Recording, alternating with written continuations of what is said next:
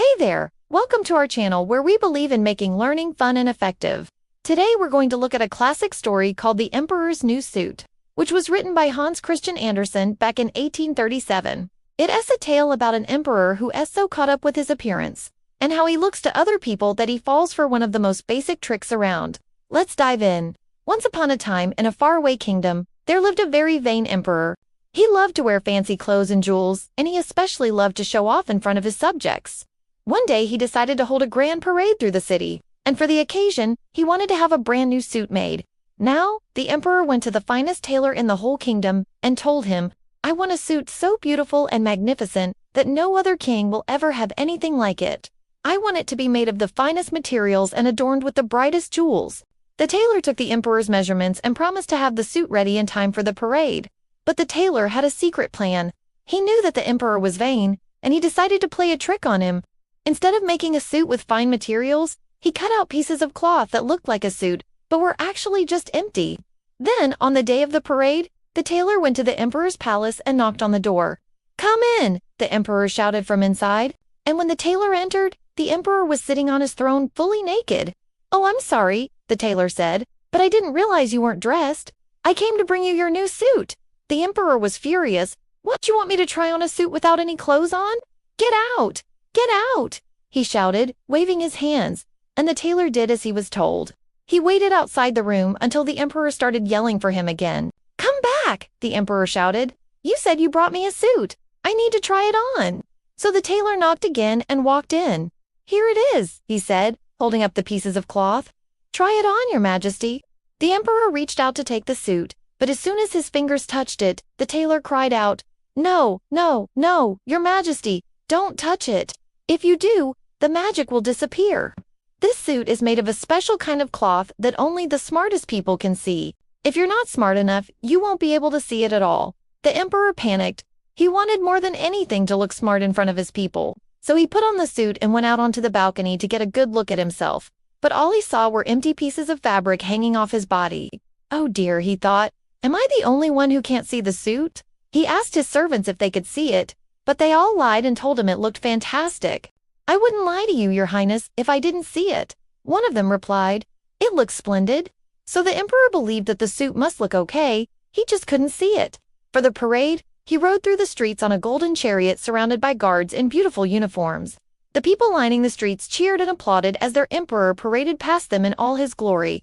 All except one little boy who stood out from the crowd and yelled, "Hey, the emperor's not wearing any clothes." Everyone gasped and fell silent. They all looked at each other and then back at the emperor, who was now riding past them in nothing but his underwear. The emperor was horrified. He had never felt so humiliated in his life. He wanted to stop the parade right then and there, but he knew that once the people started talking, there was no turning back. He had to finish the parade and pretend that everything was fine. As the procession continued through the streets, more and more people started to notice that the emperor wasn't wearing any clothes, and the more people who noticed, the louder they all got. By the time the emperor got back to the palace, his face was red with embarrassment and his shoulders slumped in defeat. He knew that he had been made a fool of in front of his entire kingdom, all because he had fallen for the tailor's trick. From that day on, the tailor became known throughout the land as the smartest man alive, while the emperor was mocked and ridiculed by everyone. Whenever anyone tried to pull a fast one over on him, he would always remind them of the time he'd gotten tricked by the tailor. As for the little boy who had pointed out the emperor's lack of clothing, he grew up to become a famous hero, always speaking the truth no matter what. And that's the story of the emperor's new suit.